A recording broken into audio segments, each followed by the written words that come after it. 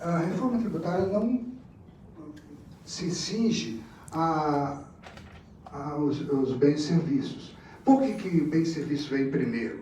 Vem porque ela está enfrentando o grande problema que é o ICMS, que é onde estão os grandes problemas da tributação no Brasil, de contencioso, o imposto velho, o imposto numa base que está desaparecendo, porque o mundo caminha na direção do serviço, e ele vai para a catástrofe das finanças públicas dos estados. É urgente reformar isso. Ele está amarrando o país. Não é?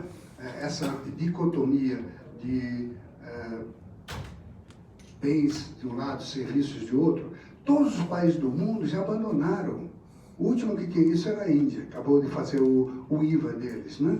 Então, é algo que não tem mais sentido existir.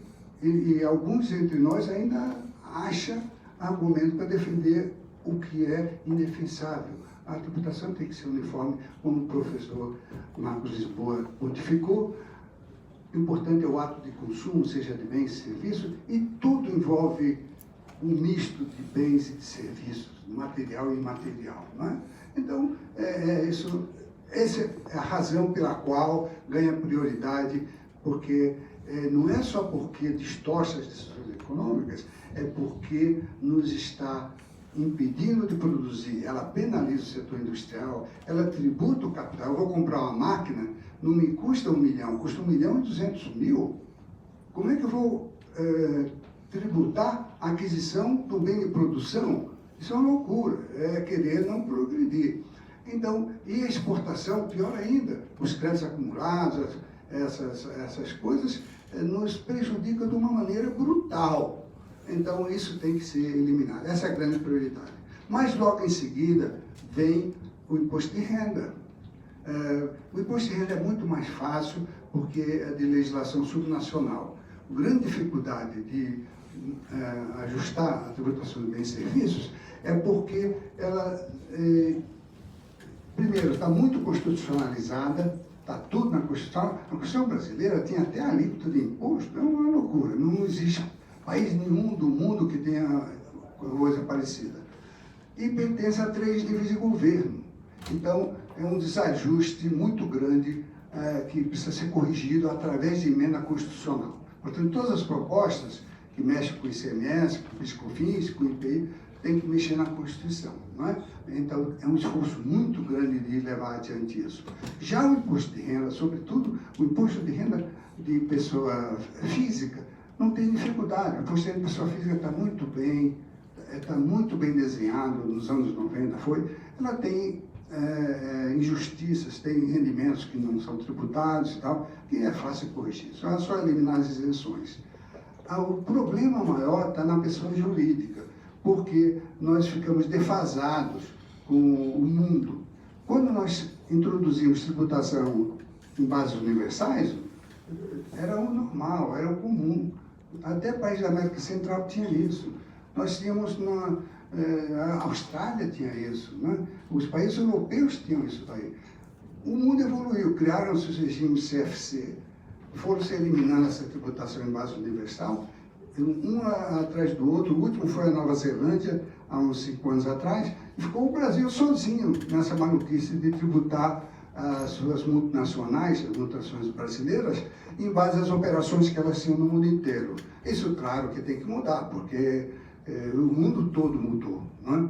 Agora, a oportunidade se torna, digamos assim, de maior urgência, porque os Estados Unidos fez uma reforma tributária importante. A reforma tributária feita nos Estados Unidos não foi tão grande quanto os conservadores queriam fazer. Na verdade, eles queriam fazer outro imposto, um cash-based destination tax, que era muito mais radical e quase se aproximava de um IVA para os Estados Unidos. Era algo que...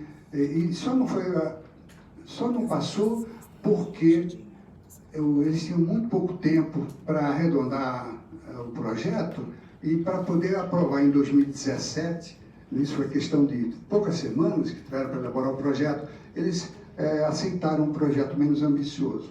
Agora, por que eu estou falando dos Estados Unidos? Porque com os Estados Unidos não segue a tendência mundial. É o contrário.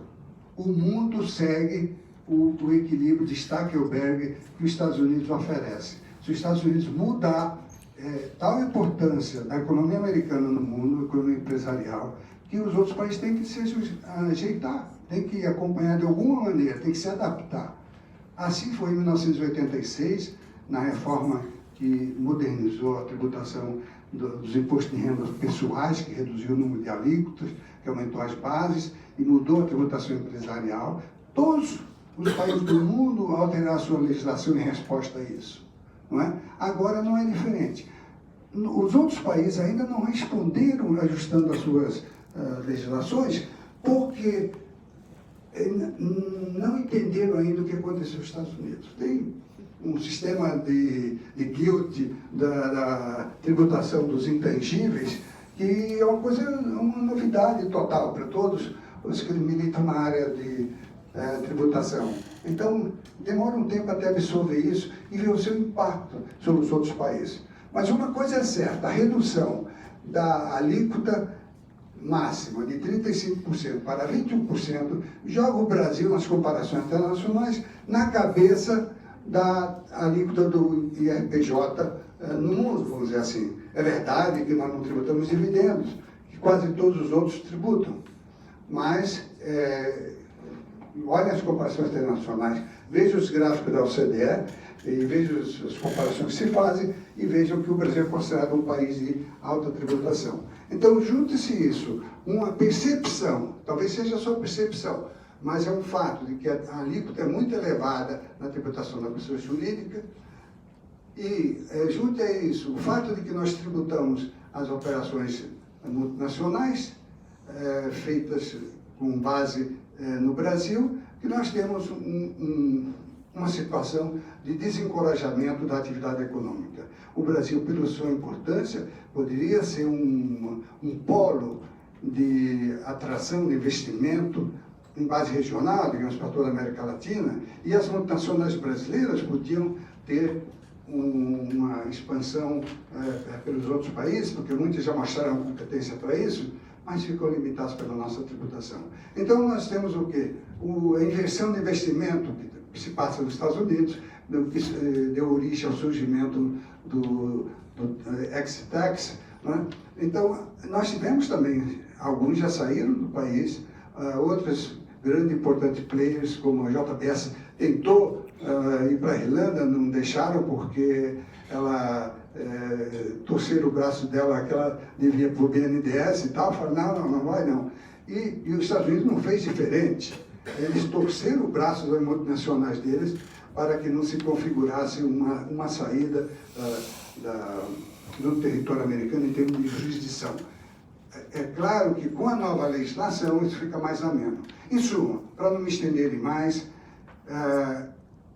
nós precisamos sair urgentemente da tributação de base universal e introduzir um regime CFC em que nós vamos tributar renda passiva de uma maneira diferenciada. Nós precisamos reduzir a alíquota marginal da pessoa jurídica, a alíquota total.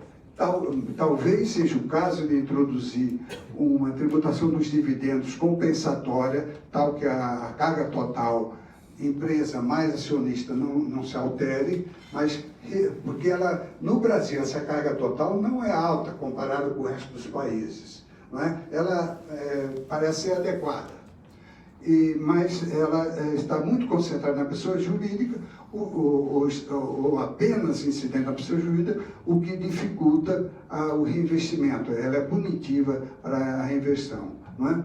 E nós precisamos criar algum mecanismo de favorecimento do desenvolvimento de operações de pesquisa e desenvolvimento dentro do país, que eu não sei exatamente como seria, mas nós precisamos criar alguma forma de fazer com que as multinacionais brasileiras e as multinacionais estrangeiras tenham alguma atividade de desenvolvimento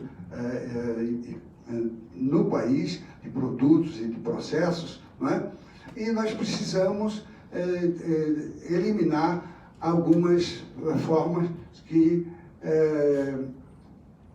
geram bastante contencioso.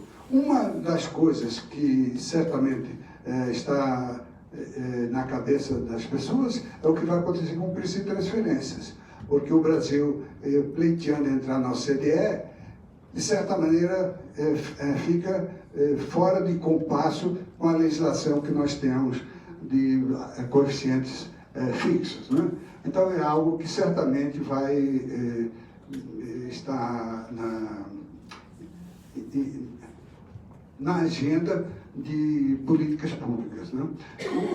Eu imagino, é a minha impressão pessoal, que essa agenda da pessoa jurídica vai tomar uma velocidade mais alta agora, e uma vez que a reforma previdenciária passe, ela comece a ser processada. Essa segunda leva de reformas, a reforma tributária já está bem definida, já está em ritmo acelerado. O governo prometeu mandar nas próximas semanas a sua versão de tributação de bens e serviços, né?